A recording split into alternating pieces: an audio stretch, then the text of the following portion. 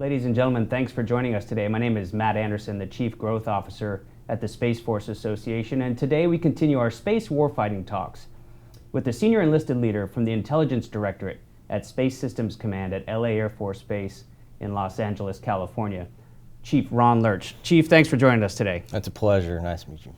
Well, we all know within the Department of the Air Force, less than 1% of all enlistees ever rise to the rank of Chief Master Sergeant. And just want to congratulate you. I know it's been a little while already, but congratulate you on that. But also, we want to tell the story to maybe some young Guardians out there or even kids in high school that want to be you one day. And a lot of the folks that we've interviewed with SFA have taken some non-standard paths to get to where they're at today. And I think yours is a fantastic story. If you're willing to share it, that'd be great. Yeah, no, definitely appreciate the opportunity again for having this conversation. When it comes to sort of my story, what I'll tell you is that you would think that I came from just a career of space, a plethora of space assignments, a lot of space experience, and that couldn't be further from the truth. I actually had no prior space assignments when I actually joined over to the Space Force. So I'm a career intel analyst, spent years serving in the Air Force, and had predominantly a low observable background career, working at the Pentagon, working at the National Military Command Center, but really never touched space per se. What drove me to go to the Space Force was as I was working at the Pentagon, working in the front office for the Secretary of the Air Force, then Secretary Barrett. At that time, Space Force was standing up, and obviously the first two Guardians started working at the building, which was General Raymond and Chief Toberman. And what was fascinating to me is every time that they came into the Secretary's office to talk about everything developing with the Space Force and sort of the road ahead, it was just fascinating to me how anytime I talked with either of them, but especially Chief Toberman at the time, he would always talk about the value of human capital and about the people. And so there was definitely no trifold that they handed any of the master sergeants, senior master sergeants, chiefs that they wanted to potentially come over to the Space Force. And so it was just intriguing to me that his sales pitch or the elevator pitch that he would have about why the Space Force and what they were doing, it was never about the technology. It was never about the new domain. It was never about sort of the exploration that's going to come from this, in years from now. It was about the people and taking care of them and how they were going to do things with talent management that had never been done before. And so that's what essentially got me to consider and apply for the Space Force, and now I was fortunate enough to get picked up for it. Yeah, I think that speaks to the size of the Space Force as well. When you talk about only about 9,500 Guardians in the Space Force right now, and the only military service last year to meet its recruiting goals, there's a lot of demand and interest in the Space Force. And as we continue at SFA to talk about why that's important and why the threat is out there, I think it's important for people to look at successful chiefs like yourself and what you're into. But I wonder if you can just pull that thread a little bit on what you got to work on in the Air Force, that even you and I sitting here having this discussion today, the senior enlisted leader from the Intelligence Directorate having a conversation about the threats. But what you also got to work on previously wasn't able to be talked about before, but now it is as well. Can you share a little bit of that? Sure. There was a time where when I worked on the Nevada Test and Training Range, we were there doing some development for a new asset at the time. It couldn't be disclosed. Inevitably, it became released and is publicly known as the RQ-170. It's a stealth UAV, essentially. But a lot of working in the dark, it's very complicated in terms of having to reach out and sort of coordinate with the larger intelligence community and doing some of the work for operations when not everyone even knew what the capability was or that the fact that it even existed. And so eventually there were some media releases about what was known as the Beast of Kandahar was making its sort of, getting some publicity. And that sort of led to then the official disclosure that this was a capability that the United States Force had in its possession. And obviously that was a fantastic assignment, very different in terms of sort of the location and just some of the requirements that come with it. But it truly was a part of my career where I was able to get very close to operations and have what I felt was like a significant impact in terms of furthering national security, and then also just being very, very intimately familiar with sort of special operations and the unique capabilities that they have. Yeah, no doubt that warrior ethos that you learned with that mission and working with our joint partners, bringing that to Space Systems Command and to the Space Force in general, I think is huge. And I think it's also a testament to you personally why the senior leaders of the Space Force have asked you, a Chief Master Sergeant, to go out and talk to industry, talk to the public about the threat that our nation faces right now in that space domain. And that's one of the main reasons we're here today. It's no secret that China is our pacing threat, a pacing challenge, a near-peer competitor. There's a lot of buzzwords that have been thrown out there. And I know you've been talking to a lot of groups, both in the unclass and the classified settings. So I wanted to start with China today. our pacing threat as a nation, not just in the space domain, but there's a lot of things, economics, the military side of things, politically, diplomatically. Can you give us your initial thoughts on China and where we stand today as we look at them as a threat? Sure. So they are obviously the lead competitor when we talk about competition that we face today and sort of the challenges down the road. China, China, China. There's a reason that we talk about them first and foremost. With them in particular, one of the things that they've sort of mastered, which is a concern to us, is that they're really employing this whole of society approach when it comes to advancing space and talking about the significance of it. And what I mean by whole society is it's not just a government endeavor for them. They're roping in academia, industry as well, obviously, but also they're targeting their youth in terms of sort of explaining why space matters and the benefits of it. They're doing very unique things like talking about increasing STEM programs. They're even having their taikonauts teach from their new space station to children, so they're sort of creating this aura about what it takes to be and sort of the benefits of being, an astronaut. And so they're doing a fabulous job in terms of organizing this whole society approach. Their media also, because as you talked about economically, they've talked extensively about the fact that the space economy is just only going to continue to get more significant. They've estimated by the 2040s and 50s that it's going to be trillions of dollars a year industry, especially as they look at just beyond Earth and looking at cislunar space, and then even mining and milling asteroids, the moon, and some of the resources that simply just aren't available here at Earth. So when we talk about China, it's not just the capability that they're getting out at breakneck speed, not just from a counter space capability, but from also just intelligence, surveillance, and reconnaissance. The issue with them as well is that we have history to show that when there's a territory that exists that they want, they're willing to go to extreme lengths to be able to essentially get that territory. Obviously, I'm talking about the South China Seas. And so when we talk about cislunar space, when we talk about the moon, you're really talking about the potential for the celestial equivalent of a South China Sea scenario, where if they get there first, they set up the infrastructure, they have the satellites to support sort of anything in terms of navigating the moon, or at least the satellites that are supporting missions there, that becomes a concern, is that they're sort of at the head of the table and driving those conversations. And as we've seen from the past, that could be considerably dangerous. Yeah, I think what you're describing is what, if Secretary Kendall were here right now, he'd say, this is what I mean by great power competition. This is what great powers do. Military professionals have been taught the DIME acronym for a long time, where we talk about the diplomatic, information, military, and economic.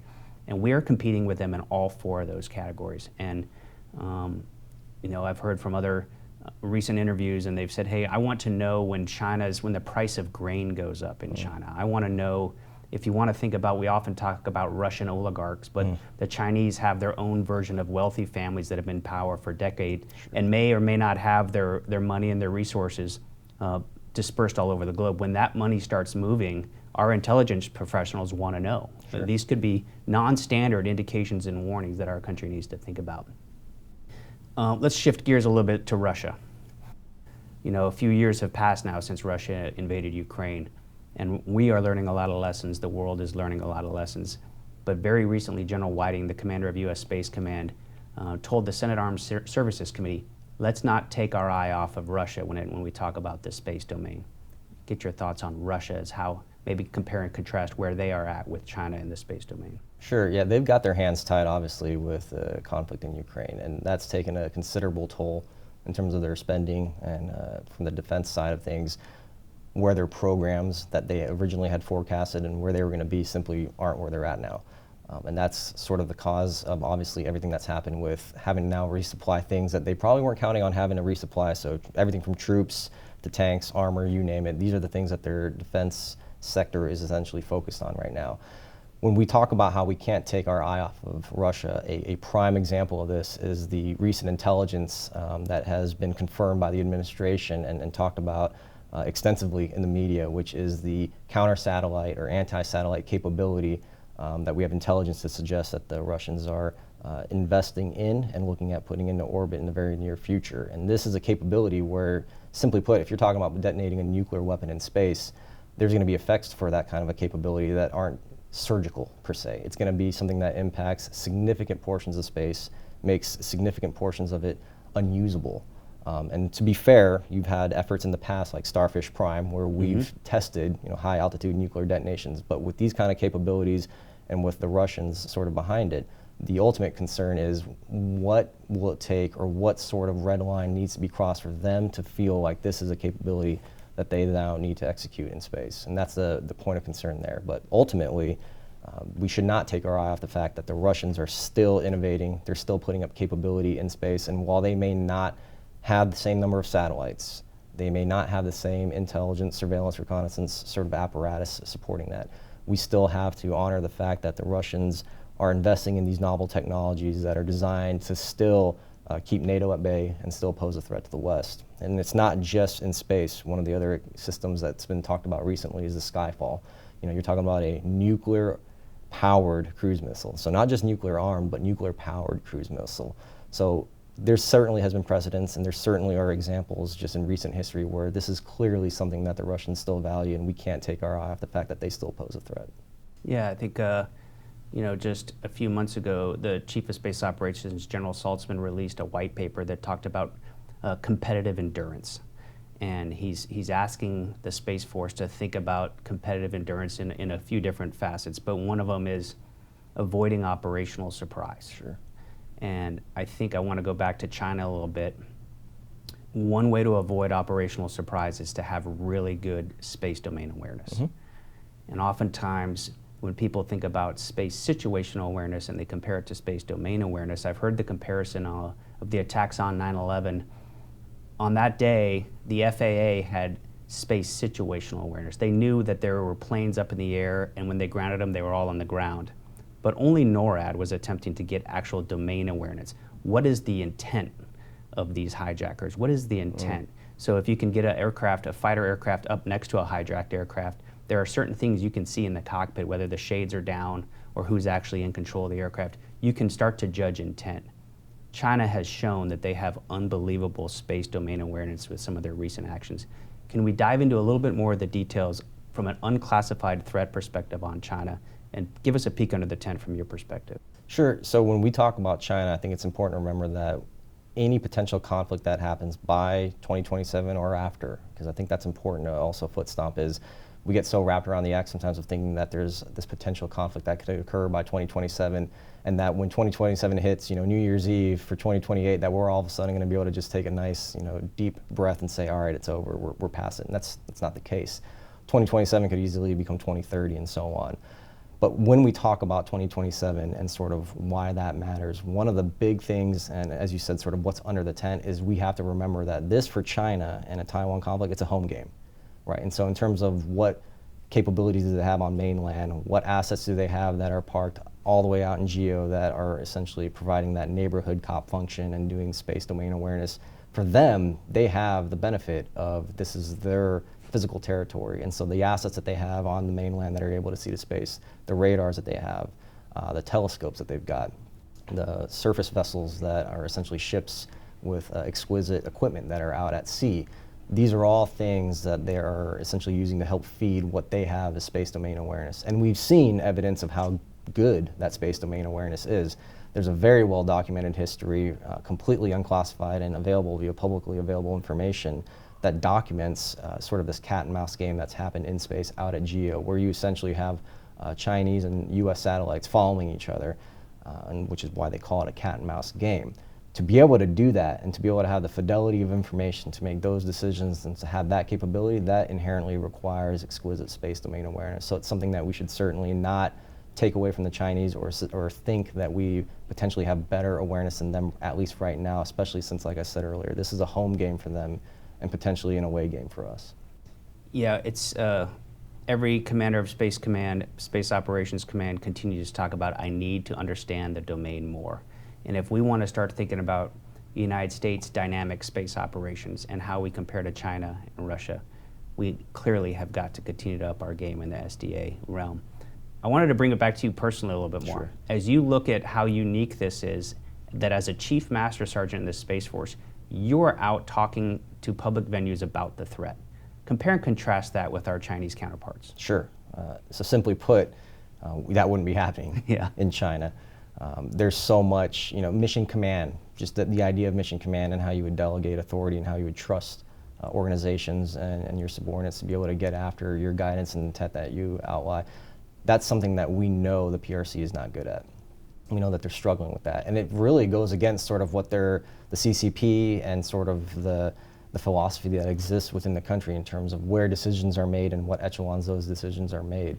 And so trust is a very important word when we talk about sort of what separates us from our Chinese counterparts.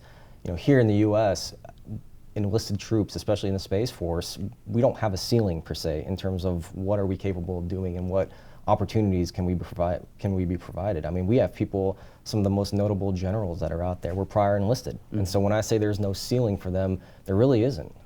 And sort of the opportunities that are out there, the unique assignments that are out there, they're sort of there for the taking. And you just have to have the initiative to be able to go and pursue those kind of opportunities. In the PLA side, it's just simply not the same. When you look at us, we have a senior enlisted leader that goes all the way up to the chairman. Yeah. In the PLA, they are senior enlisted leaders that they have. They're not really singular individuals, it's more of a group, so you have onset of groupthink and things like that obviously plague those type of organizations, and they stop at the brigade level. And so in terms of where they value sort of their senior enlisted input and just their enlisted trust that they have, it's clear just from an organizational design that it's nowhere near in terms of what we have here in the US. And it, simply put, is our advantage. In terms of competitive advantages that we have, our enlisted corps is absolutely that. You can talk to the Ukrainians about sort of what the NCOs have done for them on the battle lines in a real world conflict environment, and I can almost assure that when you look at the PLA and sort of the tail of the tape, when the time comes, if it comes, where there is conflict, one of our competitive advantages is going to be the enlisted corps that we have and how much trust we put in them to be able to get after mission, make decisions, and be essentially act in a capacity similar to our officer counterparts when needed. Without a doubt, that's a competitive advantage for us, and I think, having decades of an all-volunteer force that we can lean back on, and people like yourself and our parents that may or may not have served and just pass those lessons down to us that, hey, serving in the military, this is a good way of life. I look at your specific background. You mentioned you worked in the National Military Command Center, the NMCC. You worked for the Secretary of the Air Force. Now you work here in Space Systems Command, the acquisition arm or the field command of the Space Force, in the S2, so the Intelligence Directorate. I don't think that's inherently obvious to the casual observer why an acquisition command would need an intelligence directorate. Can you give us a little bit of perspective on why that's important and the role that your team plays? Yeah, absolutely. So there was a time in history where it was okay for 10 years to get a program into space from, in terms of conceptualization, the conceptual part of it to actually putting it in orbit. That was totally fine. Space was relatively a benign environment. It's simply not the case today. The pace of what, in particular, the Chinese are putting into space is significantly more than what we've seen in years past. To be able to keep up with that pace, you have to adjust in terms of how you actually do design, how you do this conceptualization, how you create this capability and get it into something that's actually out there and available for the forces to use. To be able to match that pace, you have to have Intel involved. And so as much as I'd love to be able to say that when you look at sort of the acquisition life cycle chart, how there's these milestones that are throughout, that there's only certain parts that you just need Intel, the reality is we're in a point right now where that's just not the case. And if you do that, what you're running the risk of is having outdated information. You're going to inform the program offices of a capability that's outdated, and it's already been surpassed in terms of what the adversary has capable or has already actually employed. And so it's absolutely vital in terms of how intelligence supports the acquisition arm here. And when we started this organization, and we were at the time working for Lieutenant General Gutwein, who had tasked the S2 with ensuring that not just his workforce was threat informed, but that industry was informed.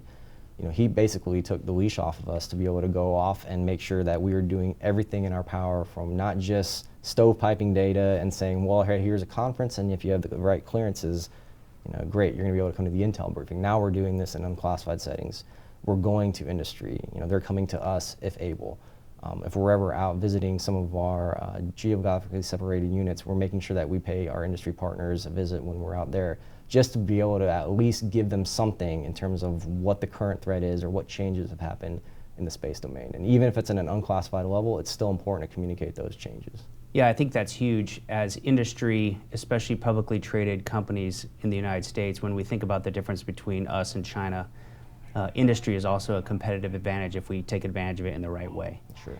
And if we're, General Saltzman, Secretary Kendall, and the Honorable Cal Valley have all talked about extreme teaming, teaming with industry. When we really and truly team with industry, it's hard to beat the United States of America. But part of that is sharing the intelligence, sharing what the government knows, so that industry can spend their own pennies, those dollars that shareholders track, just like taxpayers track government dollars, shareholders are tracking those so that industry can invest in the same things.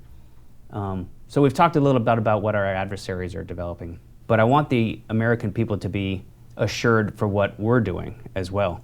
Can you talk about what the United States is good at and what perhaps our adversaries, if from their perspective, they should be worried about us? Sure, yeah, the adversary should absolutely be worried. When you look at, we'll say Russia as an example for this, it's no secret that something that they have been itching to be able to get after in terms of something that's just been a pain in their, thorn in their side since the invasion of Ukraine has been commercial resources that have allowed the Ukrainians to do command and control and communication.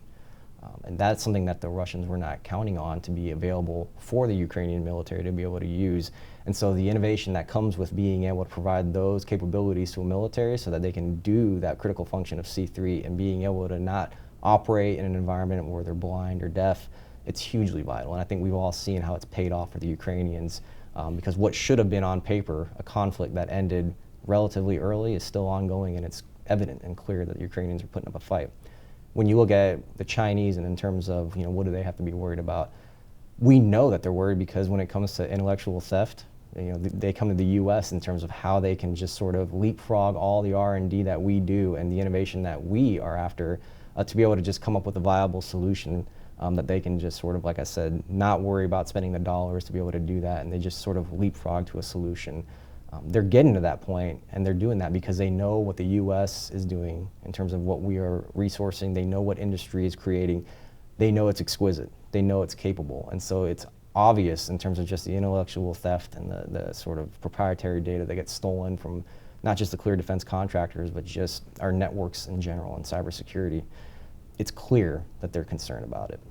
What we have as another issue for the PRC is that their industrial base does not have a fantastic reputation. There was a point in history where if you look at just a separate domain on the air side, you had turbofan engines that were cracking, right? The engine blades are cracking on these fighters that they're trying to develop to other countries. That's not a good problem that you want to have if you're trying to export a certain fighter aircraft.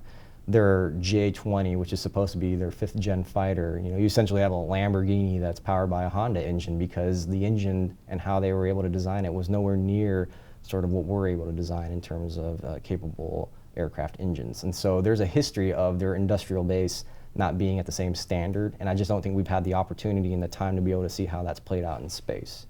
When we look at the U.S., we have systems on orbit that really have no business still being on orbit and fully functioning when you look at the original design life and how long its expectancy was, and it's still up there and it's still doing mission. We have yet to see what that looks like through the PRC lens in terms of them putting a capability up that meets design life or even exceeds it. And so time will tell whether or not their industrial base is sort of playing in the same league as our industrial base. But as of right now, I think it's safe to say that we're just operating at a different level. And one thing that I will add on to that, just from the time that I've been able to get out and about and speak directly with industry, and it's a point that you were making right before you asked the question, is that it's very important for people to understand that our brothers and sisters in industry, they're just patriots wearing different uniforms, right? What they're after and sort of how focused they are on 2027 and sort of ensuring that national security is sort of always at the, is always a conversation driver in their different organizations. That's been clear and obvious to us as we've gone out and gone to different conference rooms and been to different tours and have seen industry at play. It's been evident, it's been just very evident to us that these are patriots. They're just wearing a different type of uniform and that they're here for, it's one team, one fight. No, that's awesome to hear. It reminds me of, when General Saltzman released his white paper talking about competitive endurance, the second thing he talked about is denying first mover advantage. Yeah. How do we deny first mover advantage in the space domain? And, when I think about that, I immediately go back to the former STRATCOM commander and General Hyten, who's just a legend in the space community, and he just continued to talk about, we got to stop getting rid of these big, juicy targets. And when you're talking about ones out in GEO, billion-dollar satellites in GEO, and and what the Space Development Agency has been able to do the past couple of years under the leadership of Derek Tournier to get a proliferated LEO, to really make that first mover advantage not an advantage at all. From your perspective, do you see the Chinese or the Russians trying to copy what we've been doing there and proliferating LEO on their own as well? Yeah, absolutely. So we know that there's a PRC project, completely unclassified, known as the Guang, which aims to be a 13,000 satellite constellation that they have in LEO, so proliferated LEO. One of the things for anyone who's ever seen sort of our unclassified briefs, one of the things that we like to do is this sort of tail of the tape of the numbers comparison of what the Russians had, what the Chinese had, and really we're probably 2-3 years away for where the numbers aren't going to matter anymore. It's not going to even be relevant in terms of the conversation, especially when you're talking about 13,000 proliferated LEO type architecture that the PRC wants. But the function is going to be key. And to your point about first mover advantage, one of the things that we have to be mindful of is first mover advantage, this next conflict that kicks off, if there's anything that we learned from the Ukrainians and the Russians and what happened in the days leading up to no kidding Russian troops marching towards Ukraine and in their territory, it's that the next conflict is going to start not with a kinetic shot. It's going to be shooting ones and zeros. It's going to be cyber. It's going to be electronic warfare. And oddly enough, that's going to be potentially what the general public is going to see and feel, but not understand that the implications of it are related to a conflict that's hundreds, if not thousands of miles away.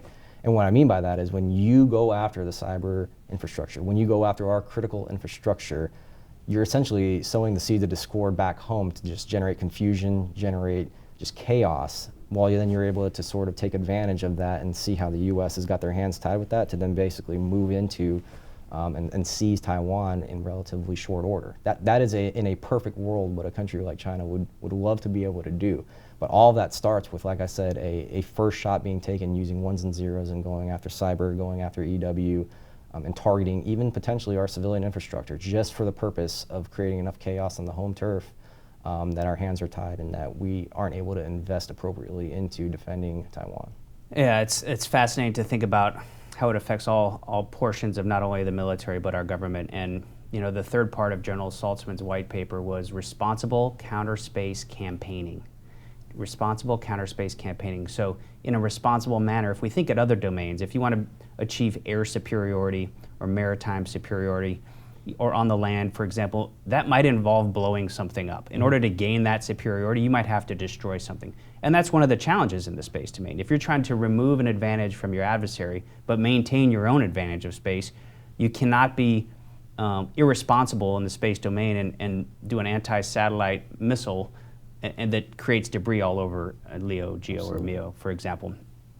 So what we've seen, and I wanted to ask your opinion on this, is just like in the other domains, an introduction of this gray zone on what China and Russia want us to think, no, this is acceptable. This is normal behavior, and as long as they do it enough and we don't respond to it, it just becomes this gray zone that if we don't act on it or get a whole of government or coalitions and partners to say, no, that's not okay in space, these normalized standards of behavior.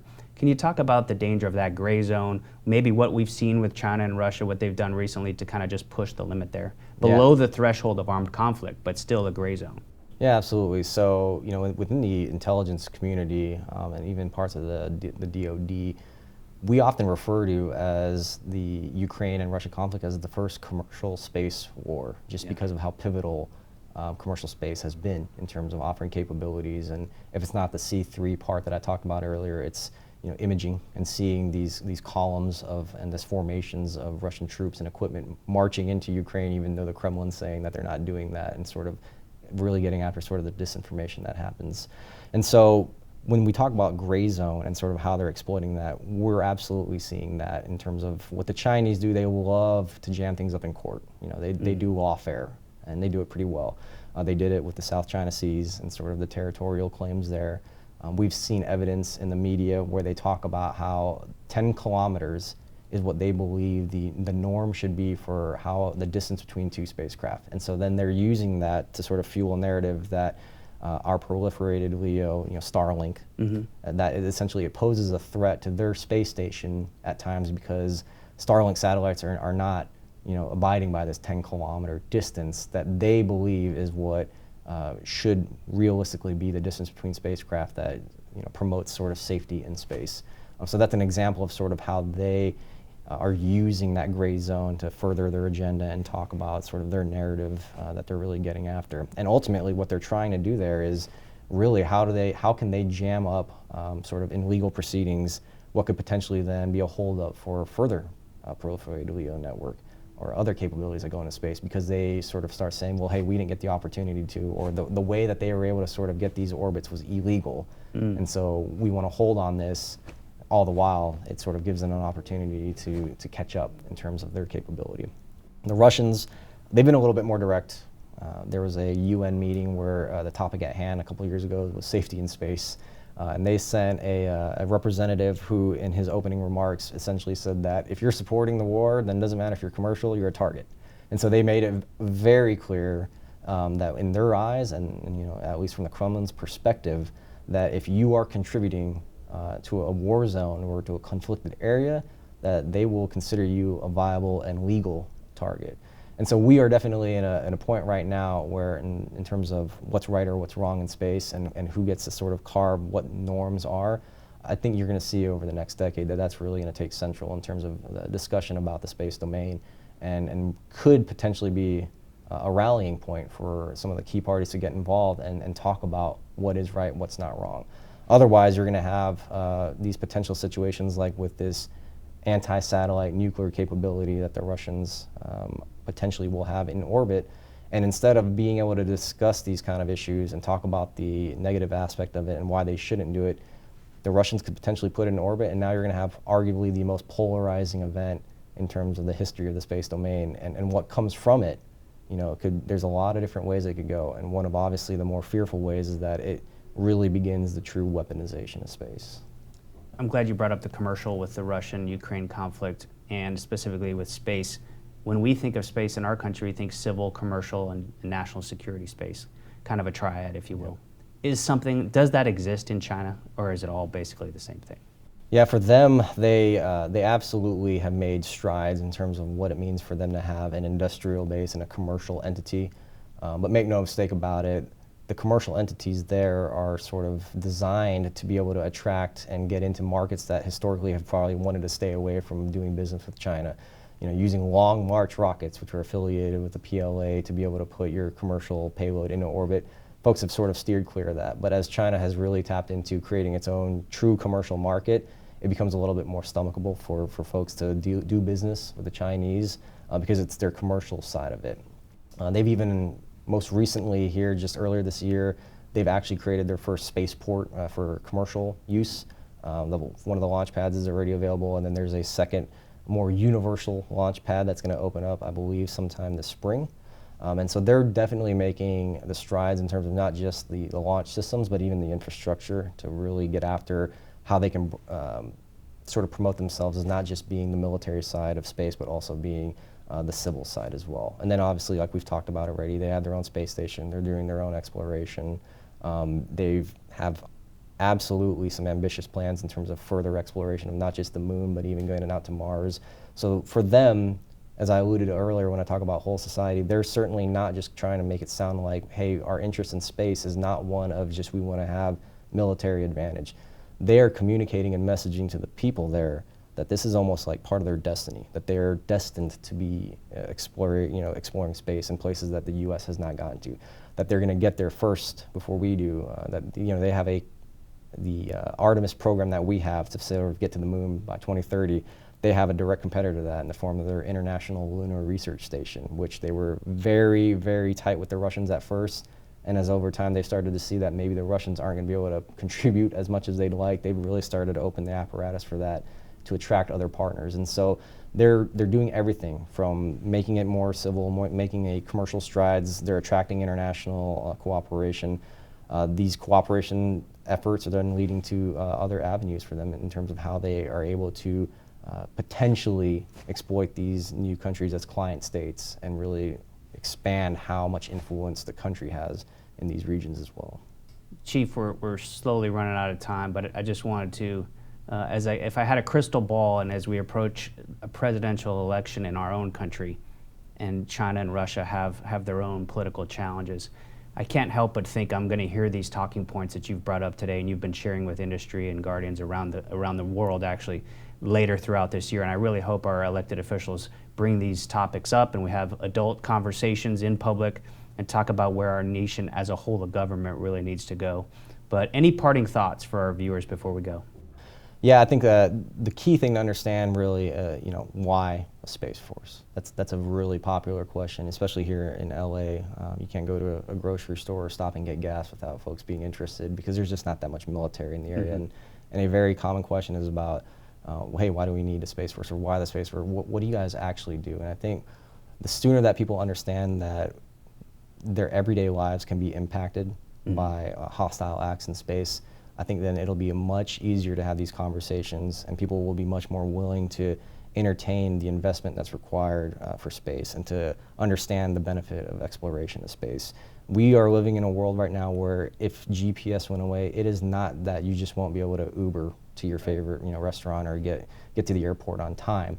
Reality is, as I said with the word time there, the airport's not even going to be working because financial institutions, modes of transportation, all across the planet, they are relying on the fact that they are essentially referencing the same time, just in different time zones. And if you don't have GPS, if you don't have precision navigation timing, all of that goes away. And so when we talk about the need for the Space Force, when we talk about it being a warfighting domain, the benefit of it is, for as long as GPS has existed, people understand and appreciate the technology without ever knowing what it was beforehand. And I can't even tell you the last time I saw someone take out a map and actually reference how to get from point A to point B.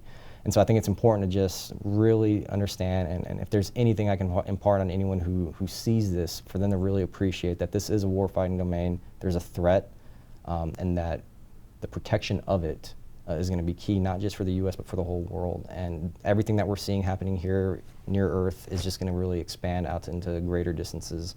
Cislunar is going to be probably by the 2030s and 40s and beyond. It's really going to be important and imperative for people to understand what you actually truly get from space. Yeah, and no different than the heroes, the Americans that work in the nuclear triad from the various services, how those weapons, that capability is actually being employed every day from a deterrent standpoint. Everything that's going on in the space domain, and make no mistake, the United States does not want a war in space. We will deter to the best of our ability, but if called upon, the Space Force is ready. So Chief, thanks for your words today on behalf of the entire Space Force Association. Look forward to future communications. I appreciate it. Thanks again.